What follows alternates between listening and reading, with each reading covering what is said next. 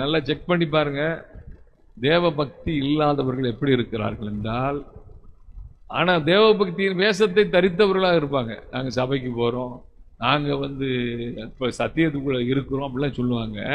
ஆனா எப்படிதான் இருப்பாங்க? 1% கூட குணமாறி இருக்காது. இல்லையா? கிறிஸ்துவுக்காக எதையும் சகிக்க முடியாது, கிறிஸ்துவுக்குள்ள உண்மையாக வாழ முடியாது, கிறிஸ்துவுடைய சத்தியத்தில் நிலைநிற்க முடியாது. இல்லையா? கிறிஸ்துவுக்காக உபத்திரவங்களையும் பாடுகளையும் சகிக்க முடியாது. இல்லையா?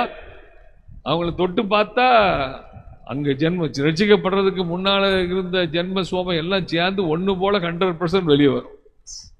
இல்லையா? அது எந்த இடத்துலயும் வெளியே வரும். அது வீட்லயும் வெளியே வரும், ரோட்லயும் வரும். இல்லையா? எதனால? தேவ பக்தி அற்றவர்கள். தேவ பக்தி உள்ளவர்கள் கர்த்தருக்கு பயப்படுகிற அந்த பயம் இருக்கும். இல்லையா?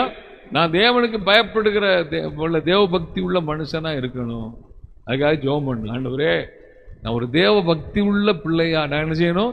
உருவாக்கும். எல்லாம் கரங்களை உயர்த்தி சொல்லுவோமா? கர்த்தாவே, நான் ஒரு தேவ பக்தி உள்ள பிள்ளையாய் உமக்கு முன்னால வாழ எனக்கு கிருபை தாங்கப்பா. நான் தேவ பக்தியான ஆள் சொல்லிட முடியாது. ஒரு கொர்நேலியு குறித்து வேதம் சொல்லுகிறது தேவ பக்தி உள்ளவனும் எழுதியிருக்கு. இல்லையா? ஆனா நான் என்னை கர்த்தரத்தை கேட்கணும், நான் தேவ பக்தியாய் வாழ எனக்கு கிருபை தாங்க. இல்லையா?